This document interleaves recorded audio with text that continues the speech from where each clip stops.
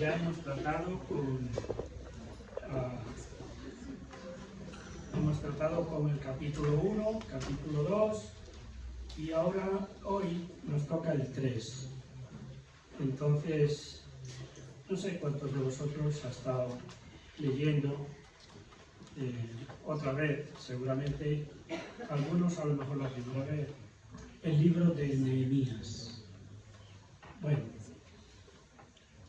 vamos a compartir sobre esta persona, este ministro de Dios, que tiene enseñanzas muy fuertes para nosotros. Hablo a la iglesia. Este no es un mensaje evangelístico, pero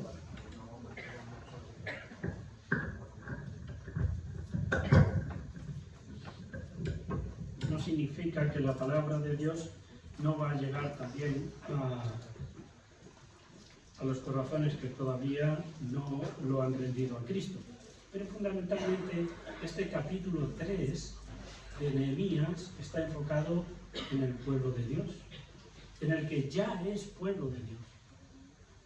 Bien, y podemos decir seguramente que la mayoría grande de todos los que estamos aquí somos pueblo del Señor.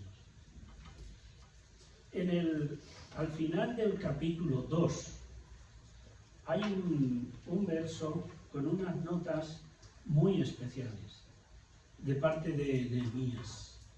Y eso es una señal de identidad del carácter espiritual y como ministro que tuvo Nehemías.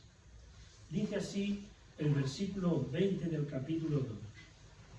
Y en respuesta, les dije, en respuesta a aquellos que se estuvieron oponiendo, y en respuesta les dije, el Dios de los cielos, Él nos prosperará. Ese carácter que yo quiero tener siempre. Confianza plena en Dios, de que el Dios de los cielos me prosperará. Bien, nuestro propósito y razón de ser como pueblo de Dios es construir. Quédate con esto. Nuestro propósito aquí en la tierra es construir. Y con Nehemías vamos a ver algunas notas de qué es ese construir. ¿De qué? Porque construir, se pueden construir edificios, está bien. Se pueden construir casas de madera o de metal, está bien. Pero con Nehemías vamos a ver qué es lo que él es llamado, impulsado a construir. Y eso es para nosotros. Hermano, Nehemías, por amor a Dios y a Jerusalén, él tenía ese amor repartido.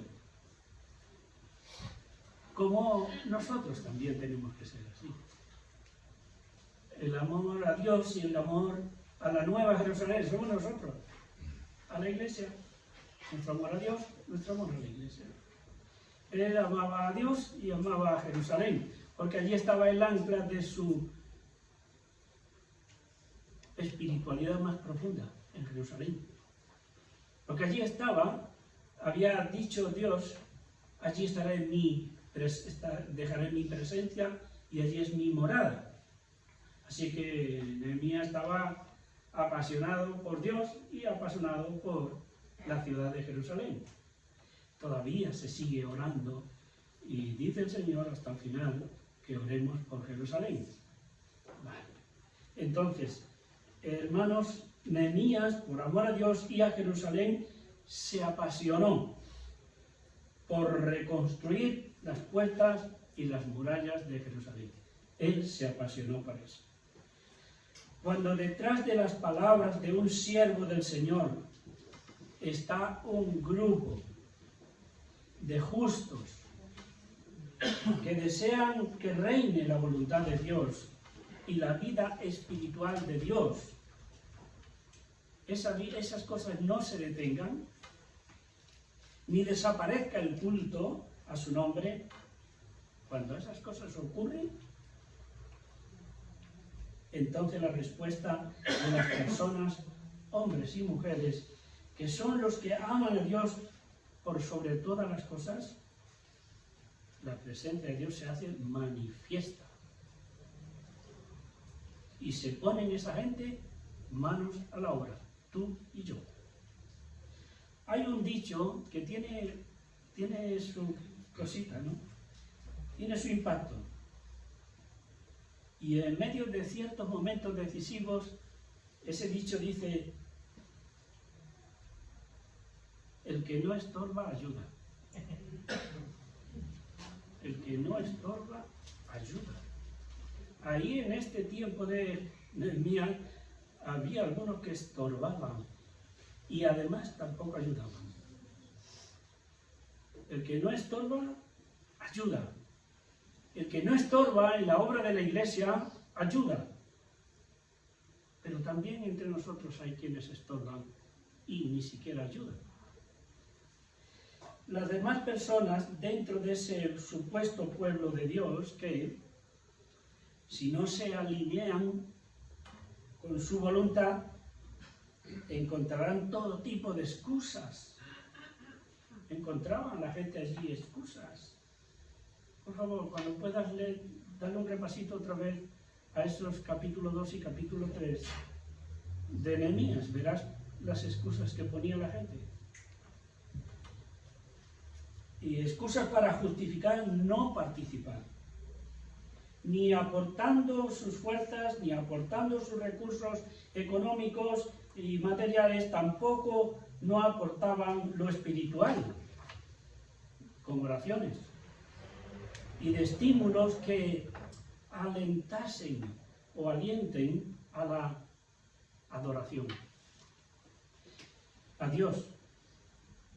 Si no se sitúan en el sector de ayuda, se sitúan en el sector crítico para tratar de detener la obra y el plan de avance.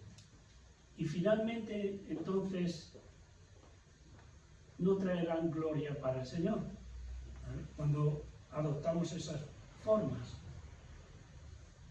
Algunos en el relato del libro de Nehemías no ayudaron y además estorbaron. Entremos a considerar detalles en el libro de Nehemías. Es muy simbólico el gesto de Nehemías 3:1. Entonces se levantó el sumo sacerdote Eliasib con sus hermanos los sacerdotes y edificaron la puerta de las ovejas. Significativo esto. Al darle Nehemías a un sacerdote, el principal de entre ellos en Jerusalén, y al resto de los sacerdotes que colaboraban con él, le dio la edificación de una puerta, y además era la puerta por donde salían y entraban las ovejas. Es llamativo que Nehemías cogió esa puerta específicamente. Recordemos que Jesús dice: yo soy la puerta de las ovejas. Qué curioso, ¿verdad? Qué llamativo ese detalle. Al sumo sacerdote le dice: tú empiezas por aquí, la puerta de entrada y salida de las ovejas. Y Jesús dice: yo soy la puerta de las ovejas. Eso me gusta mucho. Juan 10:9. Dios operó una serie de milagros como consecuencia de la reacción de Nehemías. Esa reacción ante Dios. Capítulo 1, verso 4 al 11.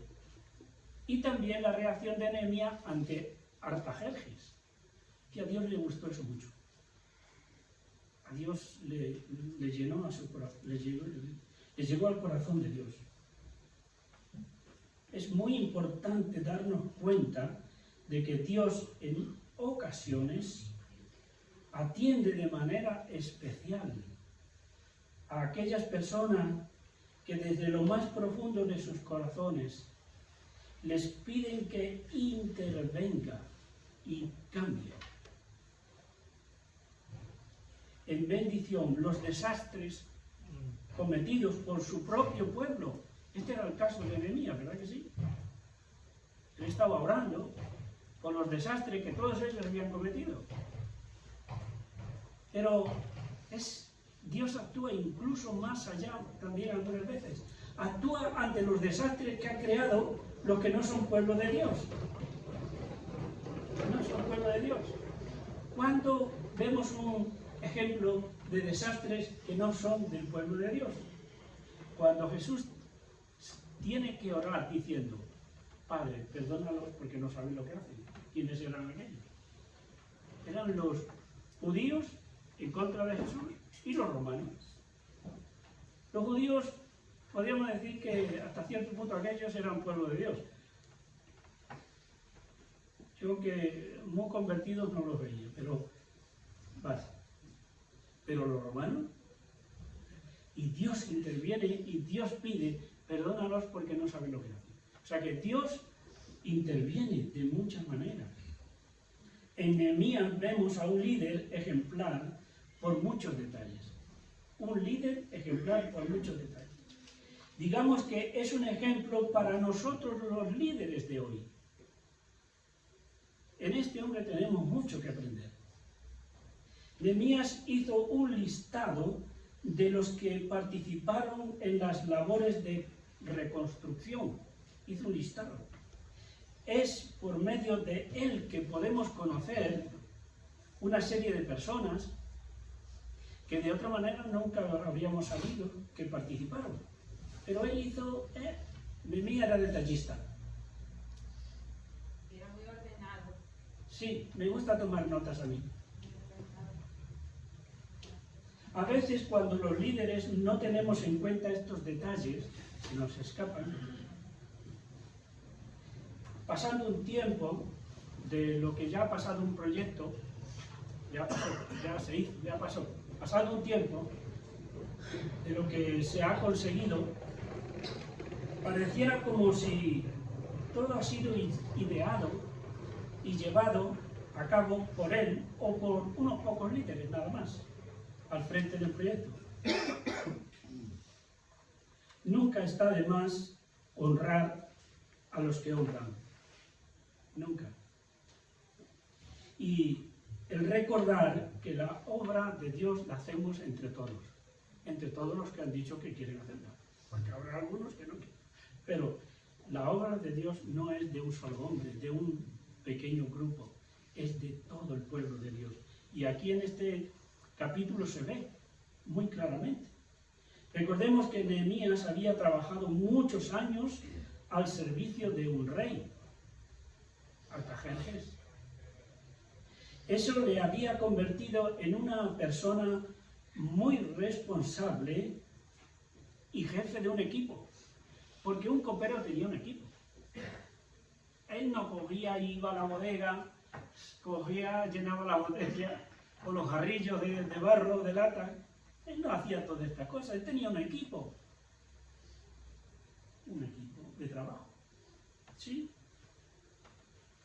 Los candidatos a líderes hoy, aquí estamos teniendo una escuela bíblica y estamos pidiéndole a Dios en oración que se levanten líderes, que Él levante líderes, se capaciten y se levanten líderes para participar dirigiendo proyectos, ministerios y plantar iglesias que se necesita. Estamos haciendo eso en esta iglesia y en muchas iglesias. Estamos haciendo esto. Yo digo, los candidatos a ser líderes hoy necesitan tener experiencias en haber liderado algo en sus vidas. Algo en sus vidas. Haber sido un empresario, por ejemplo, grande o pequeño. O un entrenador de cualquier equipo, tipo de deporte me refiero, jefe de un taller, maestro de obra, coordinador de un equipo de montajes, servidor de repartidores y hasta empleados de banca, pero sobre todo el haber tenido experiencia laboral en algún ámbito, también eclesiástico. No ponemos en el liderazgo a un neófito, a uno que no tiene apenas o nada de recorrido y porque tiene ilusión lo ponemos en el liderazgo. No, tiene que ser entrenado y tiene que tener un recorrido atrás. Tiene que tener algo de recorrido atrás. Haber tenido experiencia laboral fuera del ámbito eclesiástico. Las mujeres, para servir a Dios, liderando proyectos, también precisan de muchas de esas capacitaciones. Y prácticamente ellas lo cumplen bastante bien. Los israelitas, incluso para los que iban luego a ser servidores en el templo, en la casa de los israelitas les enseñaban que ningún hombre israelita iba a servir a Dios si no había aprendido por lo menos un oficio. Fijaros que digo por lo menos.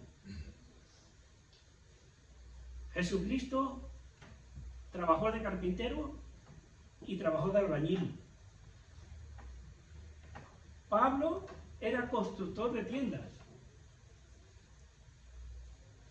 Y tremendo en el estudio de la Torá. Priscila y Aquila eran constructores de tiendas. Lidia era una pequeña empresaria en la elaboración de la púrpura, que era una cuestión muy cara en ese tiempo, de mucho valor. Esa mujer era una pequeña empresaria, podemos decir. Entonces, el que quiere liderazgo y anhela el liderazgo tiene que entender estas cosas. Así es como Dios trabaja. La lista de Nehemías indica que él concibió un plan estratégico para abordar con éxito todos los trabajos de reconstrucción. No dejó, se puede decir que no dejó a nadie para atrás. Ya fuera del ámbito sacerdotal, del ámbito político, militar, profesional, laico en general, el sumo sacerdote y los otros sacerdotes del templo, carpinteros también, albañiles, mujeres, artesanos, políticos, militares, nobles y ciudadanos en general, es decir, trabajadores del campo. También los cantores, los escribas, los músicos, los directores de coros y de alabanza. No dejó a nadie para atrás. Leyendo todo el libro, vemos todo esto. Los buenos líderes saben tener en cuenta al mayor número de colaboradores para que participen en los proyectos. No son llaneros solitarios. Incluso llaman a los disidentes, que también hay disidentes a veces en proyectos y cosas. Porque tal vez estos, al ser llamados, cambien de opinión y se tornen colaboradores. La mayoría de los sermones sobre Nehemías se centran en los aspectos espirituales del personaje y del proyecto espiritual que le tocó llevar a cabo. Está bien, yo también lo hago, porque hay mucho de espiritual en Nehemías. Pero hay esa otra parte estratégica. Como líder, como alguien que está al mando puesto por Dios para liderar proyectos importantes, grandes. Sin embargo, en la persona de este hombre, como no podía ser de otra manera, había una mezcla de mentalidad. Esa mezcla aparece de vez en cuando en el libro de Nehemías. Él era, por una parte, muy espiritual. Fijaros cómo se presenta en los primeros versículos del capítulo 1, que se interesa, pero se pone a llorar, se cruje su alma, es profundamente espiritual. Y esa mezcla aparece de vez en cuando en el libro de Nehemías. A él le gustaba, le daba importancia a lo litúrgico, a lo sagrado, a lo social, lo familiar, el orden para hacer las cosas, la estética. Él quiere que las cosas se hagan bien, bonitas y que queden bien. A él le interesaba la estética, le daba valor. La flexibilidad y la corrección de lo que a sus ojos, oídos y discernimiento se hubiera dejado o corrompido, y había mucho que se había corrompido. De lo que agrada al Señor, a Él le gustaba la excelencia. Y esa también debe ser una nota en nuestras vidas. Nos debe gustar la excelencia de todo lo que hagamos, emprendamos para Dios. Dios no es un cualquiera. Es Rey de Reyes, Señor de Señores, Creador desde las moléculas, desde los virus hasta los animales y las galaxias. ¿A Él se le puede dar cualquier cosa?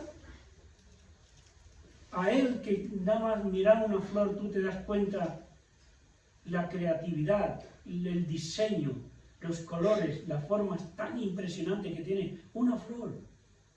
Le vamos a ofrecer cualquier cosita. El carácter nuestro, nuestra mentalidad y nuestra actitud para con Dios tiene que ser a Dios lo mejor de lo mejor. Debe tenerse en cuenta tanto estas cosas. Por lo tanto, en el libro de Nehemías nos encontramos con un profeta, un siervo de Dios muy exigente y muy seguro. No os dé miedo estar ante líderes exigentes para las cosas correctas. Es propio de un líder espiritual ser exigente de las cosas que hay que hacer para Dios. Es propio, le es propio al líder espiritual ser exigente. Le es propio. Ahora, al déspota no. Al que no cuida su persona y su espiritualidad, no. Y encima es líder, no. Pero al que es exigente, pero vive una vida en rectitud, en sumisión a Dios, le es propio ser exigente. Nehemías era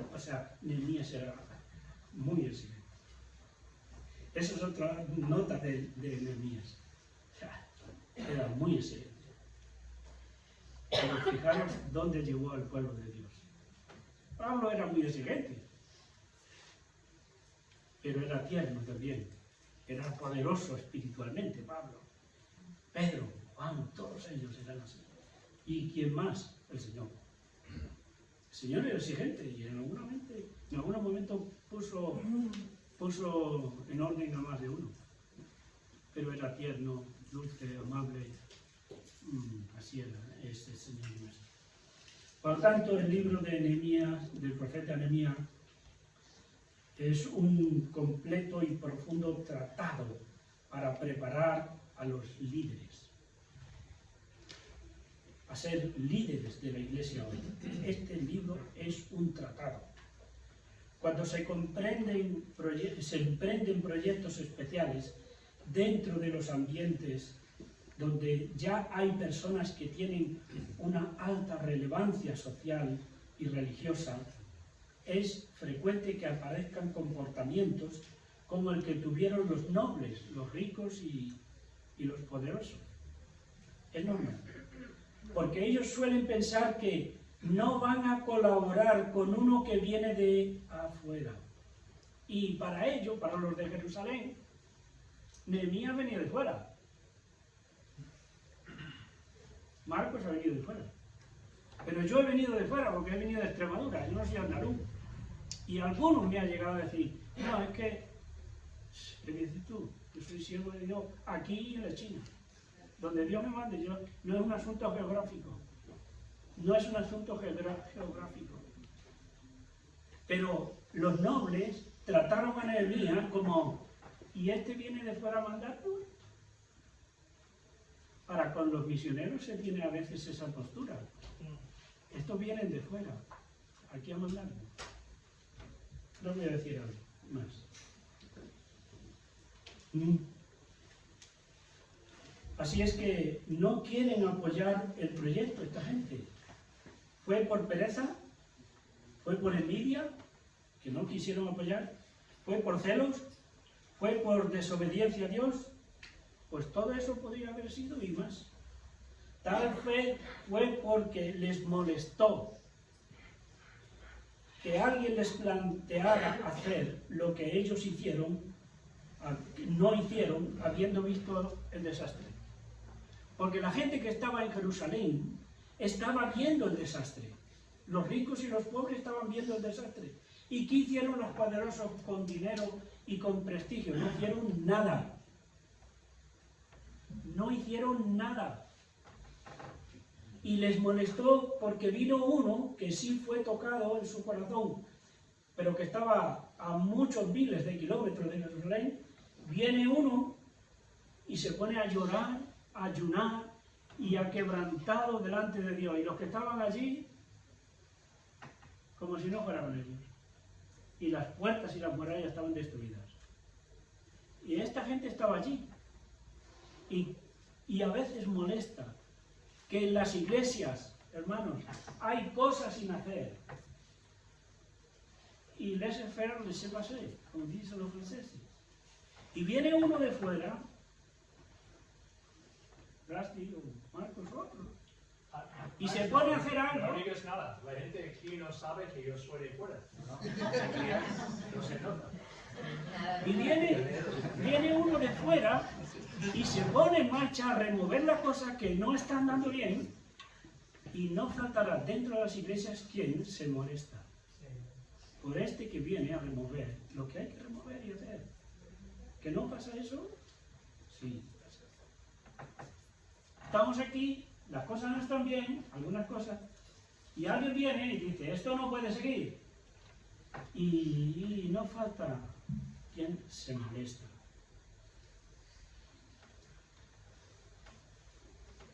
A veces los líderes tenemos que renunciar y perder algunas vacas sagradas. No sé si me entendéis, pero a veces también en la iglesia hay vacas sagradas que están ahí pero no hacen nada y se sienten los dueños de la peña. No. Entonces a veces tenemos que estar dispuestos a decir, vacas sagradas, o trabajas o te vas. Porque aquí, aquello de el que no estorba ayuda, funciona. O ayudas o te vas, porque si no estás estorbando. La obra de Dios no se puede parar por las vacas sagradas. La obra de Dios tiene que seguir adelante. La verdad es que hoy tampoco suele gustar un tipo de liderazgo como el de Nehemías. No suele gustar. Sin embargo, la obra del Señor no avanza con sonrisas, con palabritas suaves y con aceptar conformarse solo con aquellos miembros que quieren participar. No. No, Nehemías tenía una autoridad dada por Dios y mandaba y llamaba a participar y aquellos que se le opusieron o no quisieron unirse al proyecto de reconstrucción de las murallas y puertas de Jerusalén, les habló con autoridad, les habló con fuerza les habló, fuerza espiritual. Por eso les dijo eso que he leído al principio. Dice, y en respuesta les dije, el Dios de los cielos, Él nos prosperará, y nosotros, sus siervos, nos levantaremos y edificaremos. Porque vosotros no tenéis parte, ni derecho, ni memoria en Jerusalén. Esto es hablar con autoridad, con claridad. Con claridad. A Nehemías no le temblaron las rodillas. No le temblaron las rodillas cuando tuvo que enfrentarse a los perezosos, a los burladores, a los pesimistas, a los envidiosos, a los detractores, a los insensibles. No le temblaron las rodillas. A los que se creían que eran la verdadera autoridad de Jerusalén. se creían que eran la verdadera autoridad. Esto puede ocurrir en nuestras iglesias. Pero si eso pasara, el liderazgo debe saber ponerse firme y estar dispuesto a quedarse, como ya he dicho, a quedarse sin algunas vacas sagradas de la congregación antes de que el proyecto que Dios les ha dado fracase. La visión de un proyecto viene antes de que los que dirigen hagan prácticamente casi nada, más que haber estado en la presencia de Dios. Habiendo estado en la presencia de Dios en oración. Todavía el proyecto no está empezado, pero ya el liderazgo está en oración, en ayuno, quizás, en desvelos, de noche se despierta, nos despertamos pensando, ¿y esto? ¿Y en esto? ¿Y cuándo? ¿Y cómo? ¿Y con quién? ¿Y con cuánto? Estamos ahí. Todavía el proyecto no ha empezado, pero el liderazgo está ya ahí, trabajando. Nehemías estuvo en ese tiempo, en esa forma. Nehemías estuvo. Y después de haber escuchado la voz del Señor por su palabra y por revelación, Dios le oyó y le dio el proyecto. Y la siguiente fase es con la que entramos en una serie de detalles. Nehemías no ocultó su propio estado de congoja, de tristeza, no ocultó su preocupación con el tema de Jerusalén. Incluso estando en la presencia del rey, su rostro manifestó de que algo pasaba. Y el rey lo notó. Tú no estás enfermo, esto es quebranto del corazón. ¿A ti qué te está pasando? O sea, no ocultó, no dio ningún tipo de maquillaje, siempre riéndose como si no pasara nada. ¿Qué va? El hombre no ocultó su estado espiritual y congoja por la situación. Así que eso de que no puede estar triste un corazón que tiene a Cristo, yo no me lo creo. No sé tú, pero yo no me lo creo. Porque este hombre tenía a Dios en su alma más pinchado que muchísimo, más dentro que muchísimo. Y tenía congojas. Tenía congojas por Dios. Las tenía. Nehemías sí las tenía. Allí estaba Nehemías. Las siguientes fases es que la que encontramos una serie de cosas de Nehemías.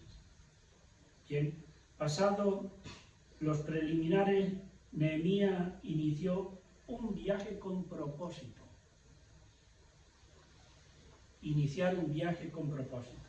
Seguro que este hombre no paraba de pensar en los muchos detalles que entrarían en juego paso a paso desde la salida de Babilonia hasta su entrada en Jerusalén y en sus rondas nocturnas para ver con sus propios ojos el estado de las murallas y las puertas, el desastre.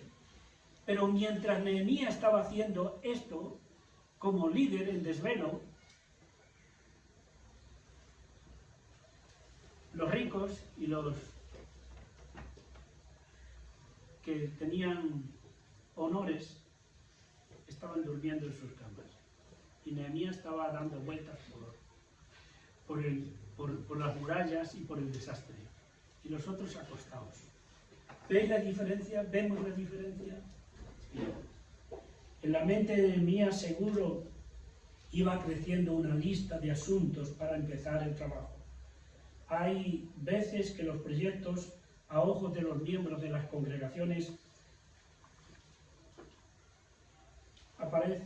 parece que surgen de la noche a la mañana, pero la mayoría desconoce todo lo que se ha estado trabajando antes de que sea presentado a la congregación. Un proyecto para el avance de la obra de Dios siempre requiere muchas oraciones y también mucha búsqueda de detalles, ya lo he dicho también, y trabajar discretamente. y Nehemías trabajó discretamente. Porque ningún líder sensato quiere que sus acciones aparezcan y desaparezcan sin llegar a término. Eso solo le traería a ese líder descrédito ante la congregación y además debilita al líder para nuevas iniciativas que se le ocurran de nuevo. Así que medita las cosas y en su momento las comunica. Cuando las tiene firmes en su corazón y de parte de Dios las tiene firmes, las comunica. Porque si no puede ser la muerte del líder, el desastre del líder. Nehemías era, ante los ojos de los sacerdotes, del pueblo laico y los nobles de Jerusalén, uno que venía de fuera. Eso siempre puede crear cierto nivel de problemática, pero Nehemías supo contar con ese efecto, porque no le pasó desapercibido. Los misioneros que vienen a trabajar a España también deben aprender de Nehemías este asunto. Nehemías fue listo al involucrar desde el mero principio a gente autóctona. Y él mismo no aparecer como el que está por encima. Y si alguien participa, es meramente un colaborador de su proyecto, no. O un asociado más, no. De esa manera, involucrando a los autóctonos, el liderazgo de Nehemías no se vio como una participación externa, sino como de conjunto. Nehemías vino, con algunos que le ayudaron, vino, y luego, entre todos los que estaban, muchos de los que estaban en Jerusalén, hicieron la obra. Uno de fuera con los autóctonos. A los candidatos a misioneros les decimos estas cosas. En los cursos de capacitación y transculturales, a los misioneros les enseñamos estas cosas y decimos: no vengas aquí como un llanero solitario, como aquel que tiene todas las respuestas, como aquel que necesitas la gente que está aquí. Pueden ser muchas o pocas, pero las necesitas. Más sabe, dice un refrán español, más sabe el loco en su casa que el cuerdo en la ajena. El loco en su casa sabe más que el cuerdo en la ajena. Eso hay que tenerlo en cuenta. Son cosas, dichos populares, pero que tienen mucho que ver. Vamos a concluir. Y tengo algunas preguntas para vosotros. Así que voy a plantear la pregunta y dejo una pausa intencional. Si hasta ahora has estado atenta y atento a lo que he estado diciendo,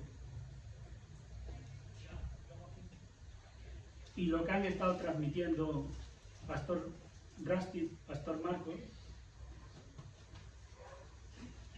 ¿en qué medida se asemeja el liderazgo que has tenido en tu vida cristiana, no solamente aquí, porque algunos habéis venido de otras congregaciones?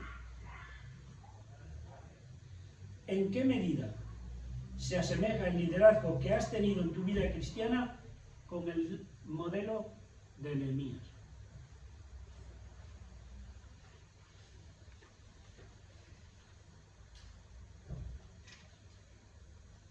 Segunda pregunta. Tú, hermano y hermana, ¿en qué parte del capítulo 1 al capítulo 3 intenta tener en mente lo que conoces de esos 3 capítulos? ¿En qué parte de los capítulos 1 al 3 te ves más reflejado? ¿Recuerdas lo que había en el capítulo 1? Poquito. Capítulo 2 y ahora capítulo 3. ¿En qué parte de esos 3 capítulos, en qué parte te ves más reflejado?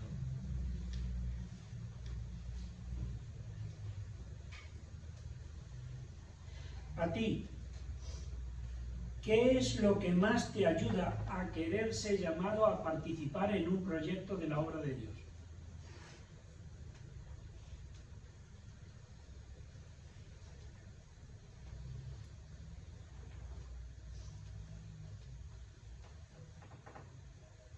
Si a ti llegara quien te diera a conocer el mal estado de las murallas y las puertas de tu iglesia, porque también aquí a veces en las iglesias no están las cosas como estaban en Jerusalén, toda la muralla hecha polvo, pero a veces hay grietillas, ¿verdad? Que a veces hay esconchado o desconchado, ¿cómo se dice? No sé. A veces, si te llegara la noticia, conocimiento, de que algo en nuestra iglesia tiene necesidad de reparación, y no estamos hablando solamente de el cascarón, es decir, el contenedor, sino el contenido, nosotros, si te llega a algo de esas murallas aquí y puertas que necesitan reparación, ¿cuál crees que debería ser tu respuesta y tu aporte? Porque Nehemías les dijo, esto está destruido. Tú, desde la muralla, desde la puerta de las ovejas para adelante hasta atrás. Tú, de la puerta a otra, tal. Él distribuyó la obra, la labor. Si tú conoces en nuestra congregación algún asunto que no está fino, que podemos decir desconchado, que está desconchado, ¿qué harías tú? ¿Cuál sería tu aporte? Permíteme que te lo diga de otra forma. ¿Cuál está siendo tu respuesta si estás conociendo alguna cosa en esta muralla y en estas puertas? ¿Cuál está siendo tu respuesta? Y recuerda, nuestro propósito y razón de ser es, como iglesia, es construir. Siempre desde pequeñito le tuve que decir a mi hijo Abraham, las manos son para construir, no para destruir. Porque cogía las cosas y las desmenuzaba. Y a mí eso no... Cosas de padre. Y otra vez, Abraham, las manos son para construir, no para destruir. Hermanos, Nehemías, por amor a Dios y a Jerusalén, se implicó en reconstruir las puertas y murallas de Jerusalén que estaban destruidas y quemadas. Pues, como dije al principio, este es un mensaje para la iglesia. Dios os bendiga.